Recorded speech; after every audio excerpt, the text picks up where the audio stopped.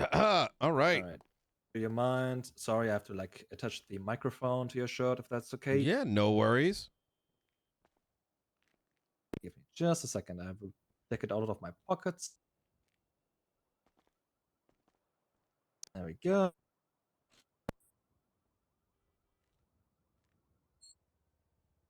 Okay. For you as well, ma'am. Like your microphone. Oh, thanks. Sorry, I Yeah, just really nah. thought about standing up right now for Nah, some reason. that's totally understandable. It's Yeah, fine. yeah. All right. Yeah, no worries. So Okay, just let me look. general There you general go. setups. Everybody's Right. phones on silent. If Oh. you can, I understand if you can. If there's something important you're waiting for, we can always might- either cut it out or just leave it as part of the episode. If We you did want. try Absolutely. that. We did try that earlier. It might be the case that there's like a software error on the phone, at least like for Nina and myself, that it's like still ringing for some reason. I Yeah. can just be ready to like turn it off quickly, worst case. Right. And everybody just make sure you're using your I can best just take chest the voice. phone off my person. I'll just put the phone in my pocket. Yeah, no, that's if you're okay with that, we can do that. Is the other guest as well sitting down here, or just the two of you? Yeah, if you'd like to. Cap, up to you if you want to sit down. I think I can move over a little bit. I think we can both fit on the chair. Sorry, what was that, Nino? If you want to sit down over here, feel free. No, I'm good. All right. Well, then we Okay. don't need the third chair. We'll take All it real right. quick. Yeah. All right. And can I just go. get both of you guys to say your names? Just Yeah. sometimes pronunciation. I might Nino assume. Chavez. Chavez, Nino got you. Chavez. Got you. Or Mr. Chavez. Or Mr. Chavez, got it. Ibuprofen. Mhm. Ibuprofen. Exactly. Good sound check. I like it. Hell yeah. Ibuprofen. ABCDEFGHIJ. Ibuprofen. Everyone make sure you speak with your chest as well during the podcast. Thank you. All right. All right. Everyone ready so far? Yeah, I think so. You guys ready? Absolutely. All right. Then Like I said, quiet- this what? is sorry before you start Yeah, counting down. This of is edited, so if there is something like Yeah. in episode 1 we had to recant something that Mr. Rami Rahman said. So if there is anything like that, we can just tell us about it and we can edit it out. Oh, that's perfect. So if we get like a little like flustered with a question, we could just like take a moment to recompose and just like absolutely. Oh, good shit. All right. The ers, our ums, and all that stuff get chopped right out. All right. Hell Nice yeah. and tight. All right. All right, you guys. All right. Well then, quiet on the set. All right. Let's see if everyone is ready. Let's get rolling in 5, 4, 3, 2. Ladies and gentlemen, welcome to season 1, episode 2 of Paps Talk. Thank you guys so much for tuning in, and thanks to everybody that completely dominated episode 1. You guys have been absolutely incredible. We have a very special episode for you today. We got Nino Chavez and Ibuprofen on the show today. We're going to be diving deep and understanding the nuances of not only just building a business, but also a community here in Los Santos in this day and age. With that being said, hit the intro.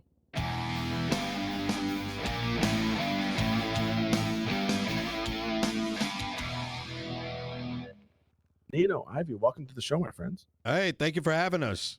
Thank you. So it's tradition around here. I kind of gave a little bit of intro before the intro hit, but it is tradition around here for you guys to introduce yourselves to the listeners. So it's starting with Mr. Chavez. Who are you? Oh, my name is Nino Chavez, owner and operator of Los Santos Customs on Casaway. And Ivy? My name is Ibuprofen, and I work for Nino at Los Santos Customs on Casa Way. Oh yeah. Now with every intro, as always, everybody kind of gravitates towards what they do and not who they are. And this is the kind of place where I really want to get to know the people behind the businesses. So before we dive into anything else, starting with Mr. Chavez, tell us a little bit about yourself. Tell us a little bit about your history. Well, I've been a Los Santos resident for some time, off and on. I've lived here for approximately. You know what? Let's scratch that, and I'm going to start from the top. You ready? All right. Yeah. Well, I've been living in Los Santos for off and on for the past like 10 years, roughly, and recently with this massive economic collapse, I sort of saw an opportunity to help rebuild not just the people that I have kept good company with, but also be a contributor to the city as a whole. And Ms. Profin? I think that cars deserve to be fixed, and we do it really well. Yeah. Oh shit, that's really good. Absolutely. Have you been living in Los Santos for quite some time? Maybe. Cool. Yeah, absolutely.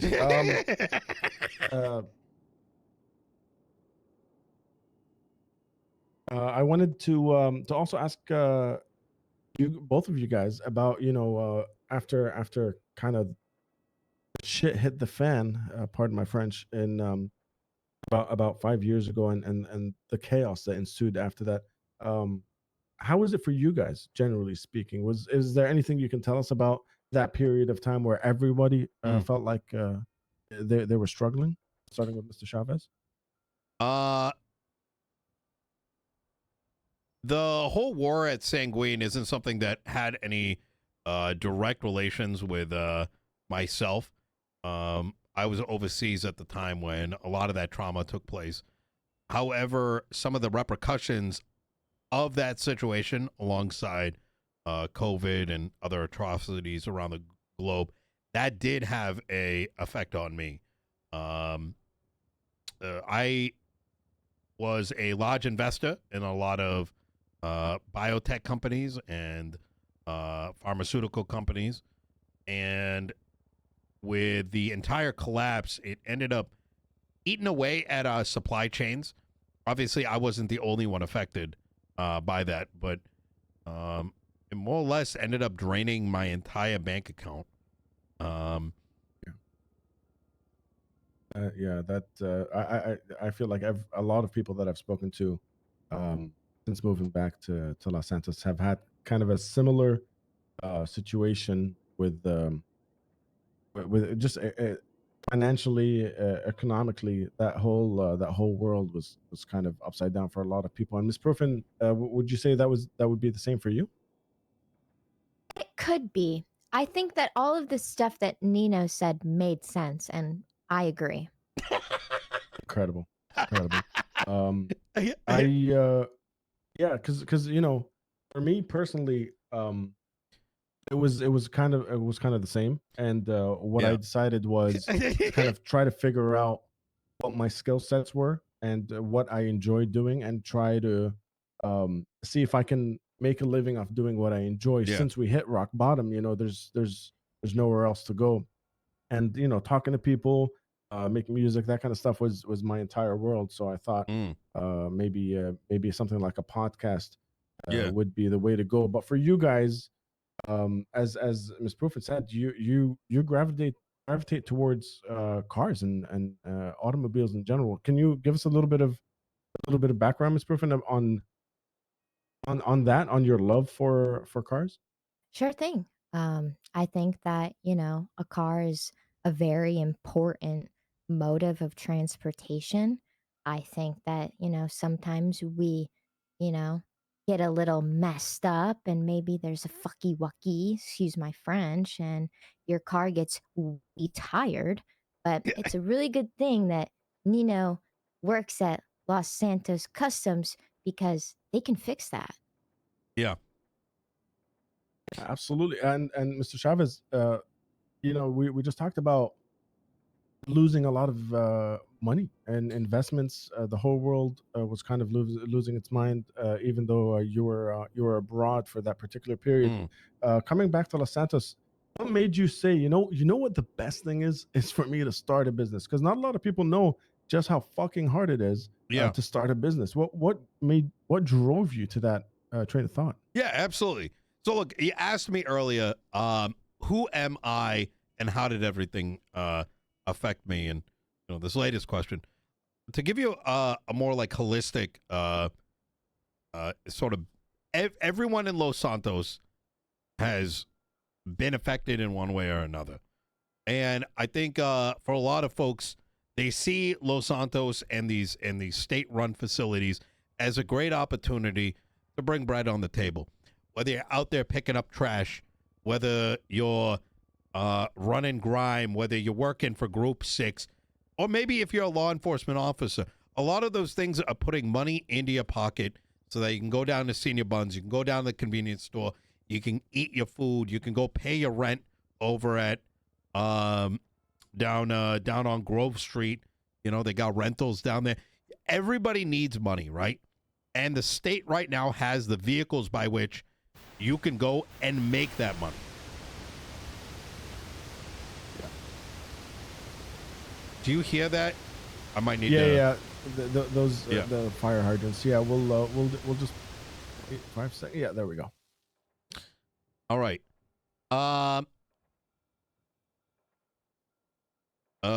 Shit. I don't know when that actually like kicked off. Yeah. Can I give a suggestion real quick? I think when you asked me like at the very start, like who am I and whatnot, I think it came across very flat, as did the second question. Could we roll the entire thing back? Maybe ask me, tell me a little bit about you. And I'm going to hit all three of those questions and make it sound a lot more pizzazzy. Incredible. Yeah, we can do that. All right. We can do that. Let me just make sure that I got some edit notes here. There we go. I'm going to make sure this thing hits. And we're rolling back.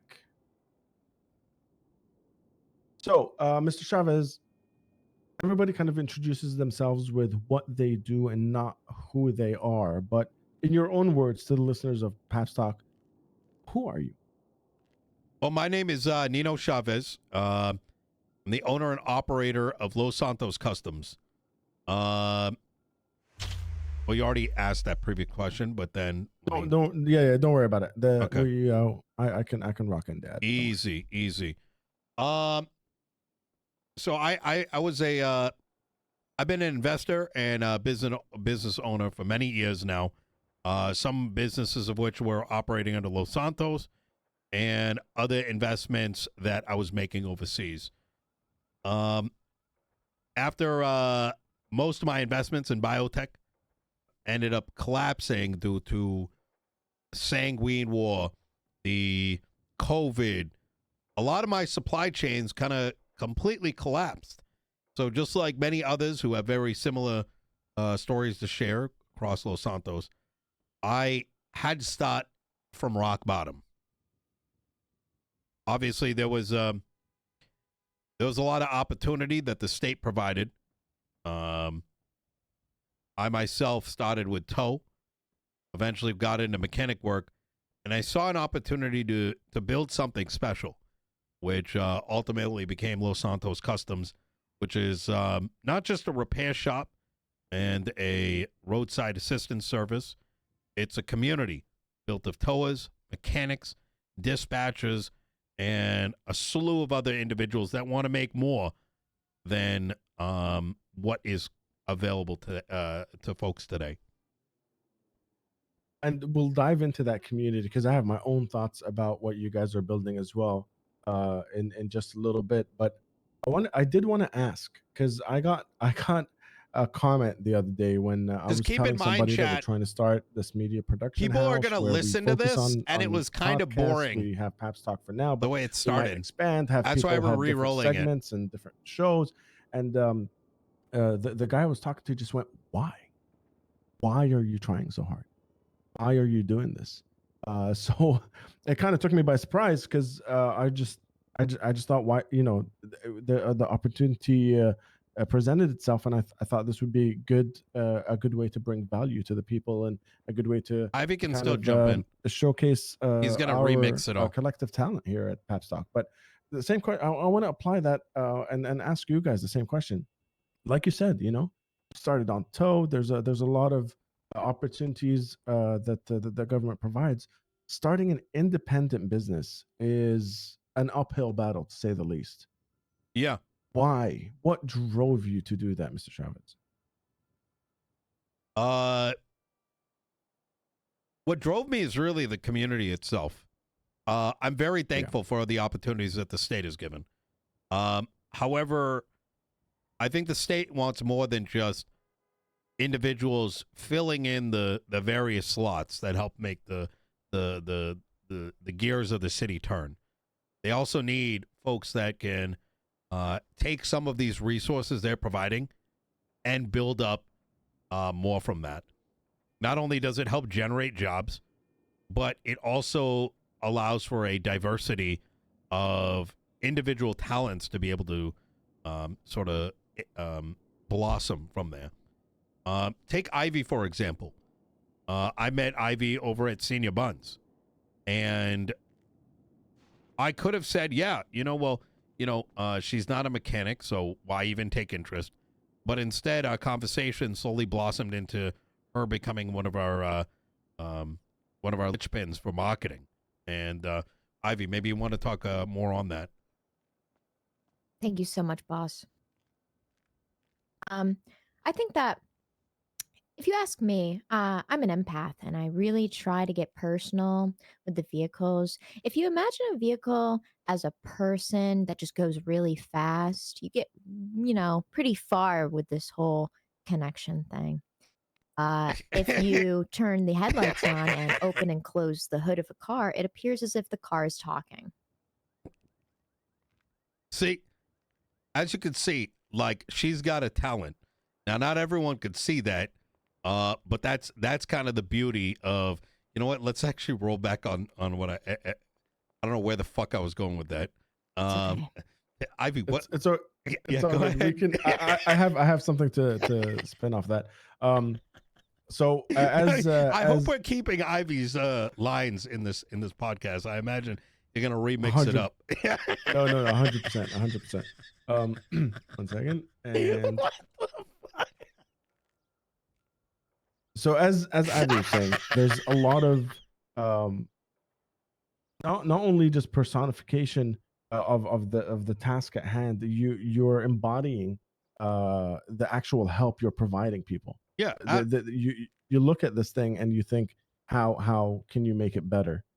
Absolutely. I mean, there is so much untapped talent across the city, and a lot of untapped opportunity.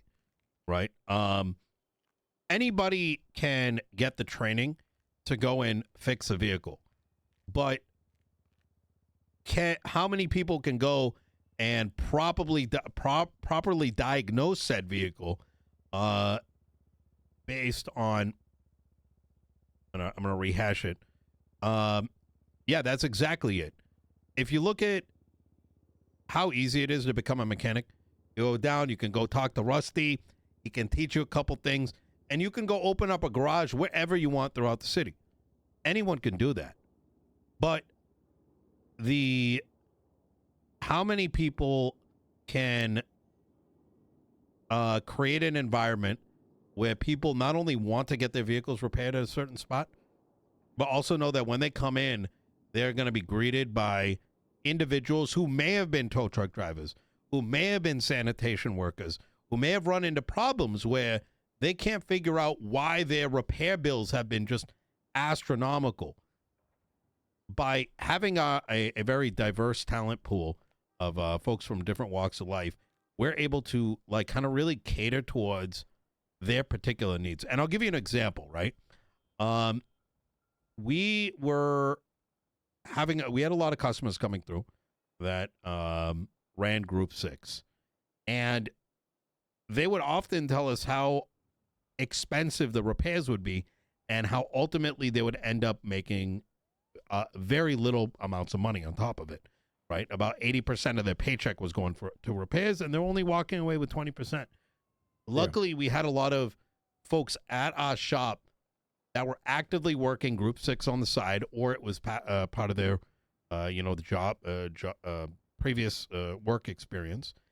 And we were able to give them the feedback back that allowed them to increase their efficiency at their job. And it's those like little things that make a massive difference.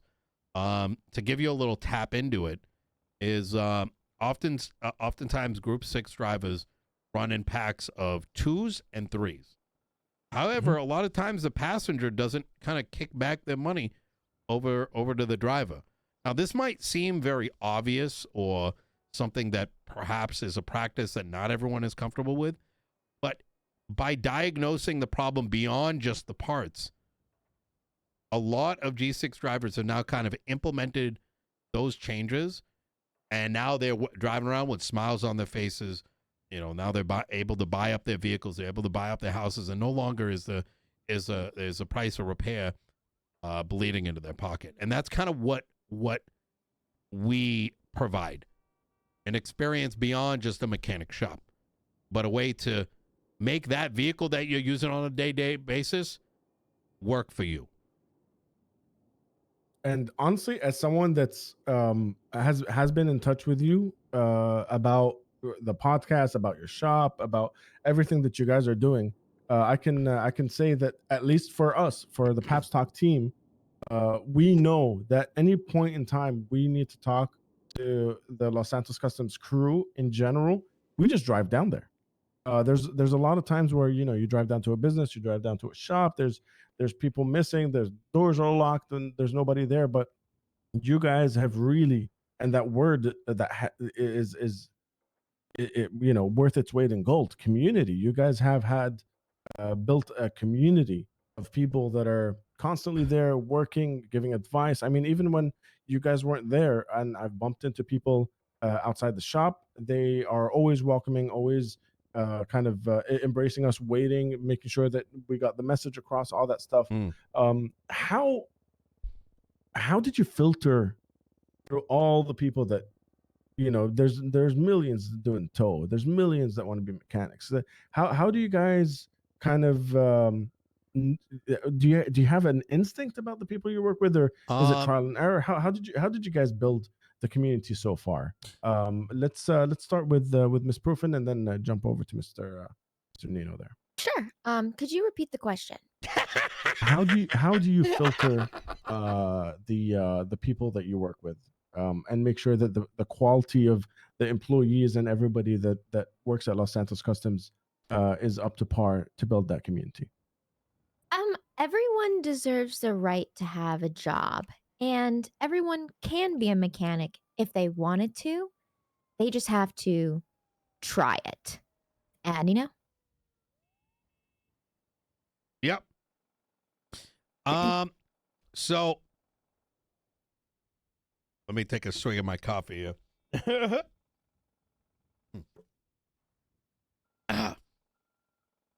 We from the very onset, the entire motto behind Los Santos Customs has been community driven, as you've said, and the meaning behind community is going beyond the shop. Now, what does that mean? It means when I'm running tow, my goal is not only going and waiting until I get a phone call, but going out there and seeing if there's anybody that I can assist. If I see someone from the lumber union busted on the side of the road, I could wait for a phone call for them, or I could pull over and ask them if they need any help. And I think what I've described right there is kind of the heart of what we expect from everyone within our shop. And what that's allowed us to do, really, is get to know a lot of people throughout the entire city. G6 drivers, tow drivers, people from the lumber union, people from the sanitation union. And because we're always like sort of like tapped in with folks and building like genuine relationships with them, that has allowed a sort of a synergy to kind of get created.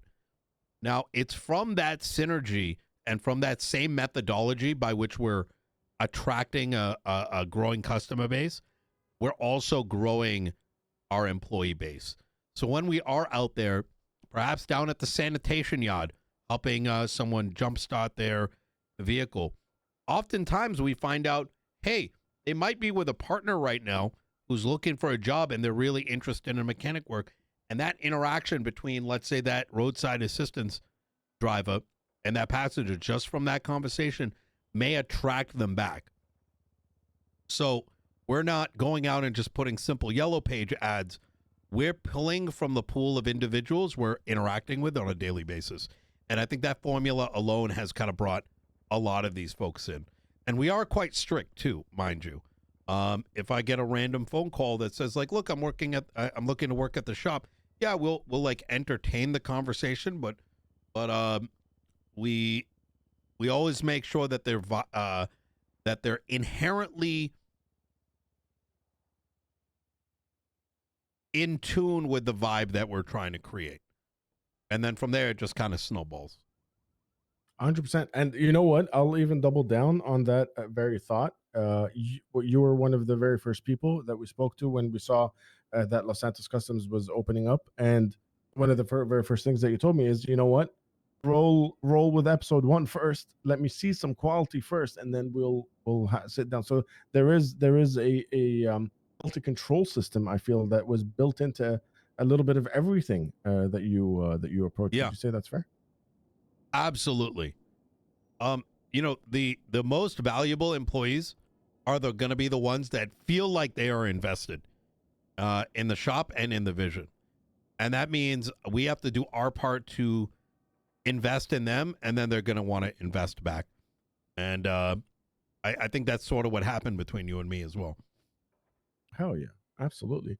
Now to flip the coin, and not to try and stir up anything, but I wanted to talk a little bit about competition, because like you said, there are a lot of mechanics, there are a lot of tow truck drivers, there are even other auto repair shops, and what does competition mean to you in this day and age, and how do you move forward with that? Let's start with Ms. Proofin, and then move on to Mr. Chavez. Thank you. I think that Los Santos Customs is a little bit different than the competition because of the venue space. I personally would not have my birthday party anywhere else. Like Nino said, it is more about building a family from the community.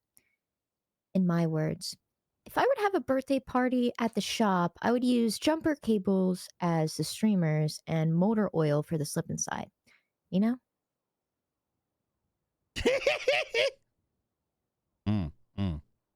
Yeah.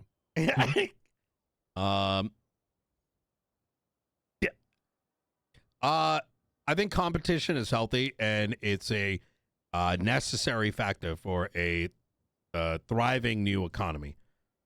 Without competition, it prevents. Without competition, you can't really improve yourself. I mean, if say there was a monopoly somewhere, right? That monopoly and their business practices would remain utterly stagnant. And so, for me, I've been very much welcoming the competition. First off, the city is way too big for just one place to service everybody. The second thing is, every shop has its own inherent vibe. If one customer base likes to get their repairs done over at Harmony, that's good. If they like coming to our shop, that's good. If they like to come down to Mosley's, that's good. I don't really think there's really any negatives to any of the growing competition, and because ultimately, I think things are going to become a matter of survival of the fittest, and it's not going to be just based on pricing, which I think often, which is where the mind will very quickly think is the only thing. I think it's about what kind of experience do you bring to the table? And I think each shop is going to bring a different experience. So I think it's a. So in short, I think the competition is good, really. And if anything, it has helped us improve our way of doing things. This is yeah, that's absolutely incredible. We even believe that in the company here, Paps Talk. We have heard of other podcasts and things that are brewing, and if nothing else, it only drove us to make sure that our quality and our control of how we produce the content kind of is to the best of our abilities. But like you said, at the same time, if somebody wants to hear another podcast that's maybe a little more comedic or a little, whatever it is, I'm looking forward to sharing the space with other people for sure. Absolutely. Now you mentioned, it's not just about prices, briefly, and without leaking too much. I remember one of the very first times we met, you guys were discussing something about parts and prices and things like that in the shop.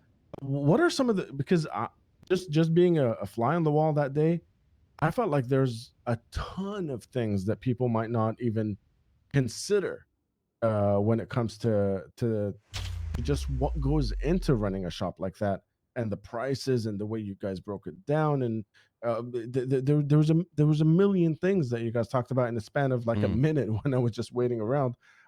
What are some of the struggles you guys face that the general Joe in the street might not know about opening up Los Santos Customs?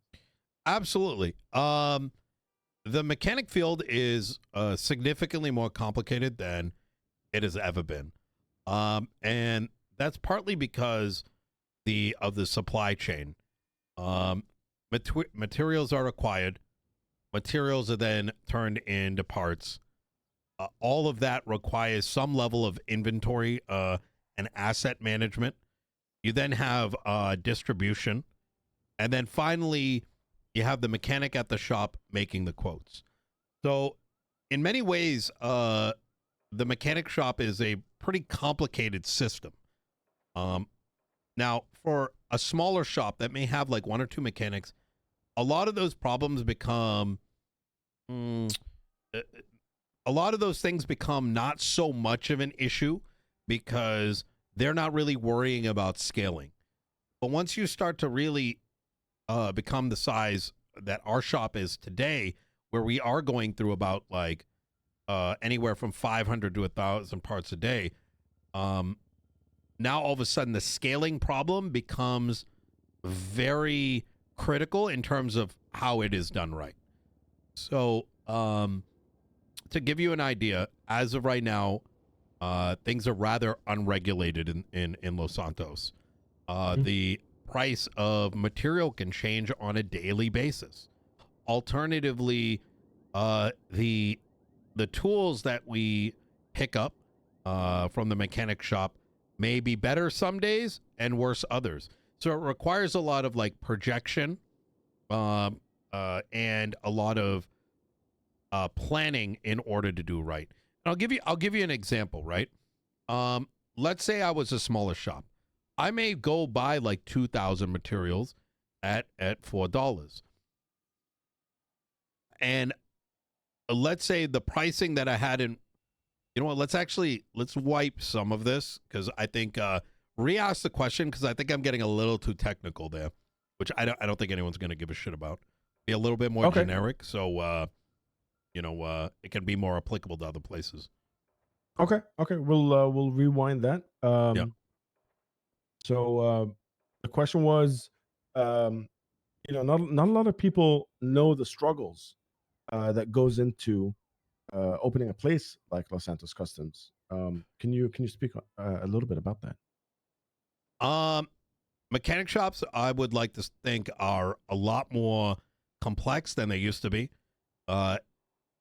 Fluctuating prices of materials, inventory management, making sure that mechanics have pots, all of these things in and of themselves become significantly more difficult the more you scale. So more time zones that you're looking to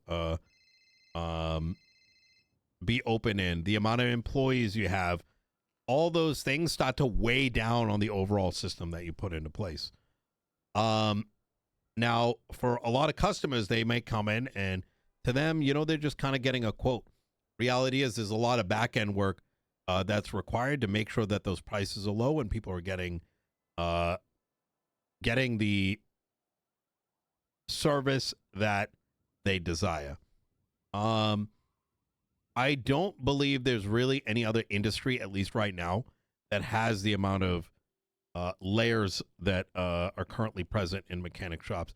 But if you look at Senior Buns, right, the state comes in and stocks up most of their food. For us, that can be hours of work at a warehouse and another couple hours of making sure we have contracts and stuff in place so we're getting the supply necessary. So it really comes down to a supply chain problem. So just to put it in perspective for those listening, it would be equivalent of having to farm the food, prepare it for consumption, and then applying it to taking it to a restaurant and then preparing it yet again for the meal. Well, that and the bigger the business is, inventory management becomes huge, right? You need to have a couple days worth of pots available, because once your supply drains, and to give the listeners an idea, if a shop's supply completely drains out, they're now looking. They have two choices now.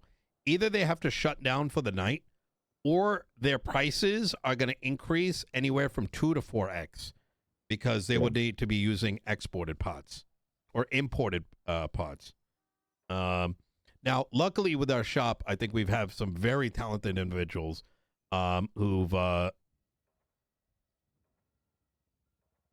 each of whom have really, luckily over at Los Santos Customs, we have a lot of talented folks who are helping to lift this load. For example, Eve Summers, she's the head of our acquisitions team, and she takes on probably like 50% of the burden. So because of her, a lot of our supply is in a really great spot. And then we have folks like Courtney and Donnie who are taking up positions where they're overseeing the mechanics or overseeing the tow. And by kind of spreading that responsibility around, it allows those fantastic people not only to blossom themselves, and feel ownership over the business, but it allows them to really hone in and focus on the problem that they're looking to solve. And I think that's a big part about scalability as well. Now, That for those... word shows up again. Basically, what you're describing is community. Absolutely.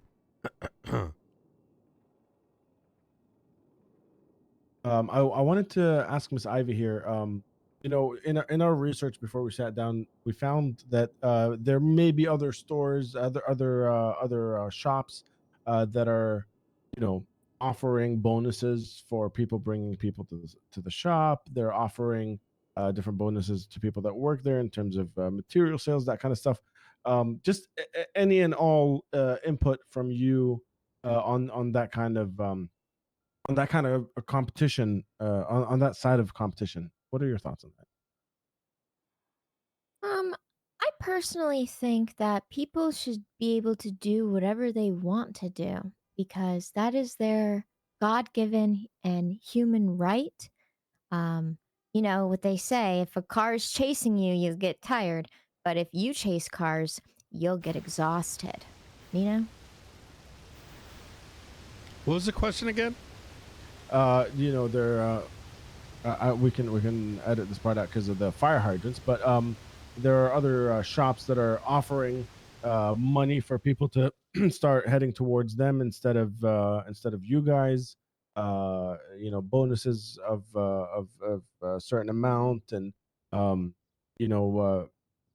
different bonuses if people take material over there instead of Los Santos Customs. And just wanted your input on that. I got you.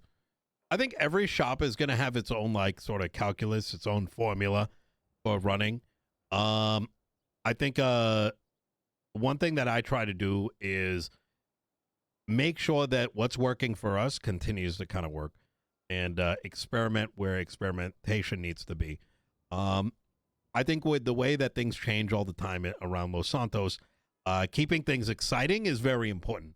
So, if another shop might be, funneling customers their way with special promotions, like I said, more power to them. It kind of goes back to what I said previously, is that if something is working for them, that's a good thing. And I think competition is healthy. I think really the biggest problem a lot of mechanic shops are going to face is, and this is a very big trap that I don't think everyone may see on the onset, and that is what I refer to as a race to the bottom in terms of repair prices. If there were 5 shops and every shop was repairing vehicles at a average of $1,000, and then the next shop decided to bring it down to $950, and the next one to $900, eventually you get to a point where there is no more profit margins. And yes, you may start, trying to run on volume, right? And saying like, okay, well, you may end up being able to offset that problem by having that increased volume. But what is not seen on the forefront, you might be able to look out your window and say, hey, look at all those customers coming in with a smile on your face. But what's actually taking place, and it's the thing that you're not going to see, is the cracks in the wall. Those cracks are the mechanics getting exhausted. There being a reduction in the amount of conversation between the employee and the customers, because now you're running a factory. You're gonna, and overall, over time, that price that all these shops ended up fighting to undercut themselves on, are just gonna leave people to stop being mechanics. They're gonna end up with mechanics being poor, all those sort of things. Regulation, while it's not something that is, I think, necessary, price fixing, which is not something that is necessary, when you put those things aside, that a race to the bottom is probably the biggest problem these our collective shops will see, I think, in the foreseeable future. But luckily, I think most current operators have their head on their shoulders, and ideally will be sort of preventing that. Because, look, these mechanics deserve just as good of a pay, if not better, than some of the other state-run jobs. Absolutely. Miss Ivy, do you agree with everything Mr. Nino said?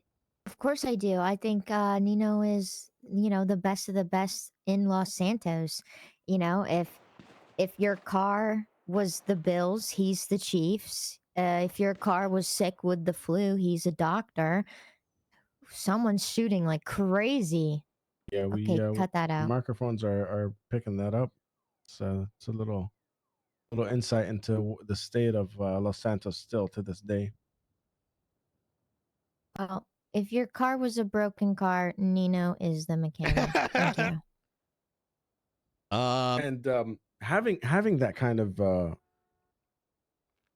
having that kind of weight, that no, all the stuff that you've been through so far, which hasn't been that long, in the grand scheme of things on the timeline, we haven't been here that long, but I feel like you would be a great person to give some advice, Mr. Chavez, to people that are looking to build their own independent business, for entrepreneurs in different fields. If you were to give a piece of advice to people, whether it was mechanic and car related or not, what would your advice be?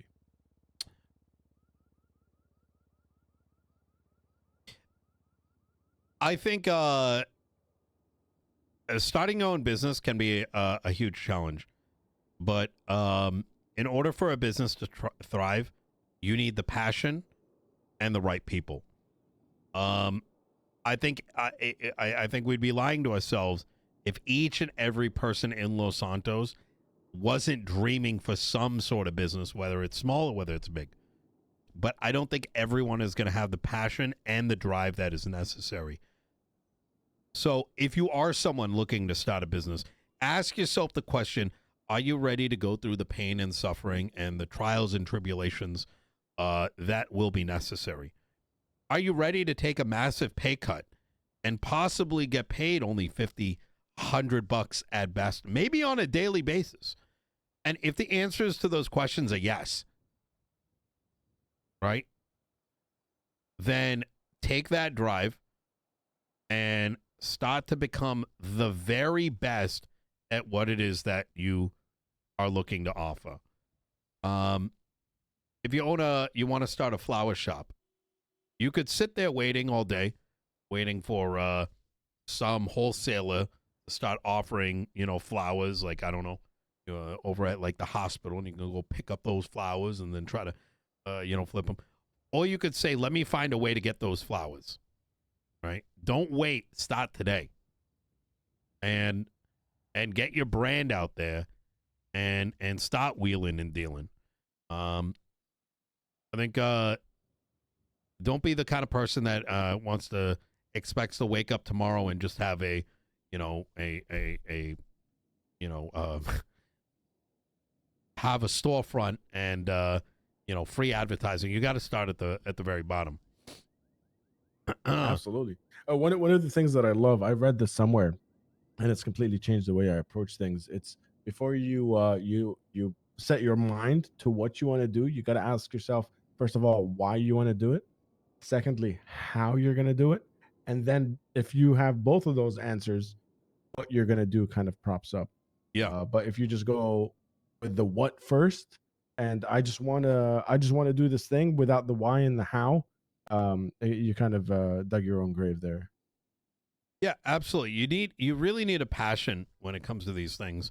As opposed to, I think a lot of times money can be a big motivating factor for a lot of people. And the reality is that if you are motivated by revenue, your business is less likely to be successful. Now, that's not to say, because this might sound a little hypocritical, because we had just discussed fair pay for mechanics and whatnot. Those are things that you eventually want to strive for, right? But money should not be the reason that you started off on that venture. So using the flower example, if you truly have a passion for flowers and getting flowers into the hands of people because you don't believe that service currently exists, that is a person that is going to be successful if they push forward with something like a flower shop. But if you are looking to make that flower shop because you think there's a lot of money there, well, that passion's going to burn out, and it's just going to be, no different than fixing vehicles on the side of the road, Absolutely. Ms. Proofin, any advice for people that are just starting out from you? Yeah. Some advice I really like to live by is, stick with one airline company, because over, course of years, you can build up credits, and that could possibly get you a free flight in the future. That is uncomfortably accurate. 100% agree with that. Thank you very And much. I completely agree with that. That's very good advice. Now, in the vein of advice, this is the last question here, and then we can start wrapping up. But I want to flip the switch. I want to turn the mirror and This say, is a great Mr. balance to Chavez, Nino's if you had a time seriousness. machine and you were able to go back in time and give yourself advice about things that have happened, before starting on this journey, what would you tell young non-owner Mr. Chavez, as a seasoned veteran of the entrepreneur industry right now? I would have told myself to build up more capital before kicking off.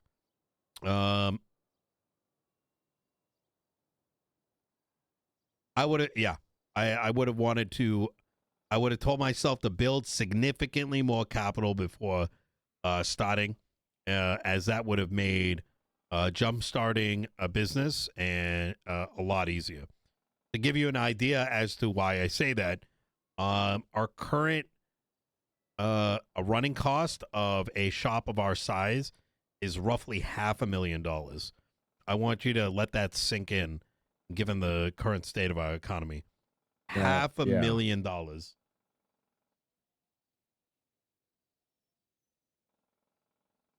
That actually gave me a little bit of a heart palpitation right there. Mm-hmm. That's incredible.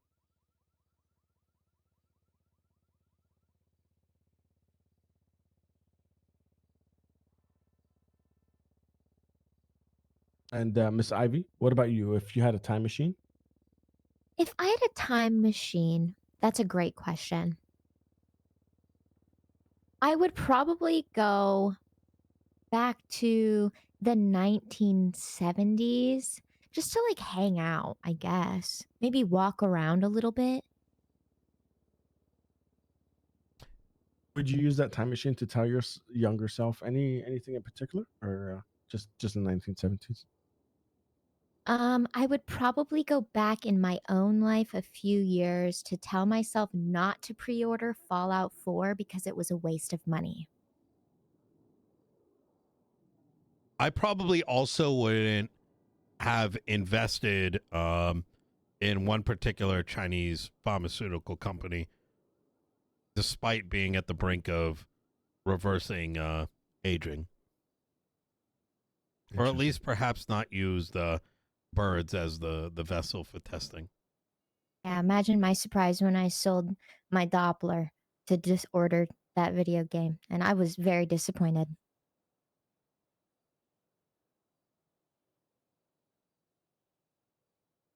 Yeah, yeah, absolutely. I can imagine. I mean, I can't say that that would be my particular time machine, but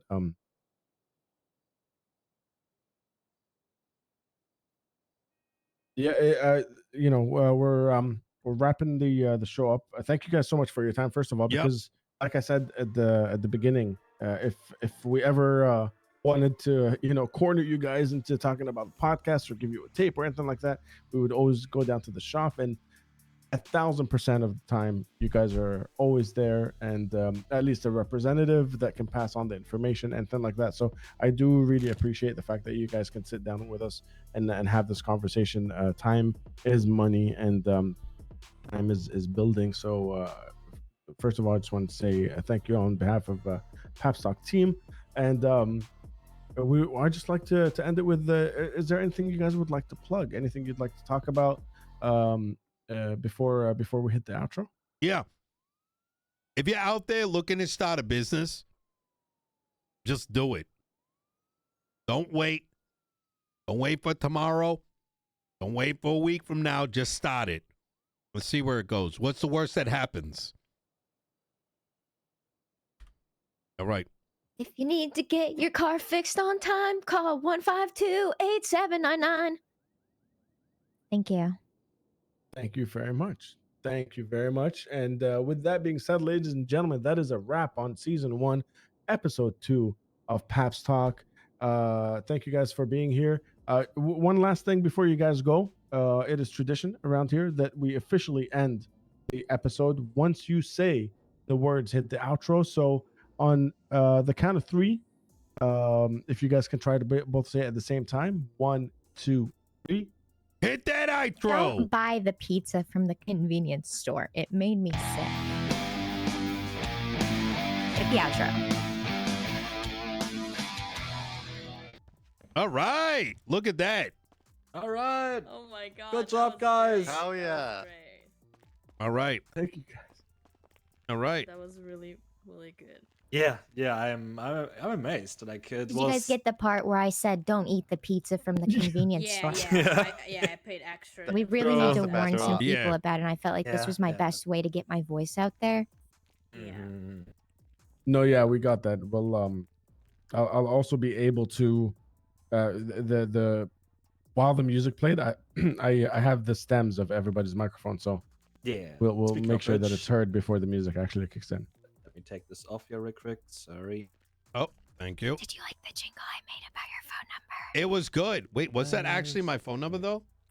Oh, it is. Holy shit. Yo, Sorry. so if that is the actual phone number, do you mind if we use that audio for the actual ad that we're gonna have at the top of the show? Yeah, why not? Hell yeah. Hell yeah. We'll end the ad with that. All right. Hell yeah. Great jingle. Great jingle. Yeah, it was. Thank you. Actually, Thank you I really guys. liked It was right off the top of my dome. That was beautiful. Masterful. And like I said, you know, Again- ers, all the stuff that we wanted edited, it'll be nice and tight, nice and clean. Mhm. We pride ourselves on production quality, so it's going to be one very, very smooth conversation. When I heard, her talking about the Miss Ivy talking about the the birthday analogy, I was just thinking she is living and breathing the mechanic life. It is incredible. It's like a Thank you so really- much. Yeah, I've been at the shop for Yeah, like I'm- 10 I'm minutes. amazed. I learned everything I know Breathtaking. from Nino.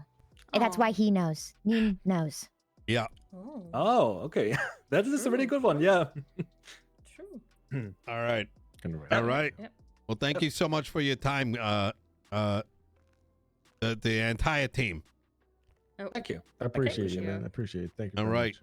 thank you for coming down. Anybody needs a drink or something after all the We stalking? got some food and bev. Yeah. I am, I'm good. I'm good. Oh, I'm okay. All right. All right.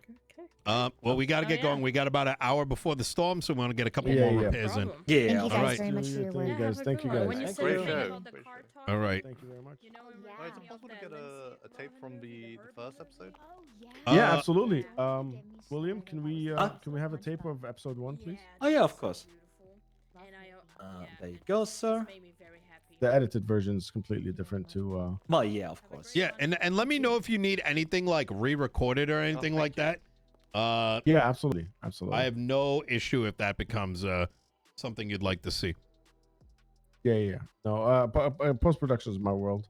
I think we got everything, but just in case, I will definitely let you know. All right, easy. All right, y'all take care. Yeah. Thank Yeah, absolutely. you. You too. Have a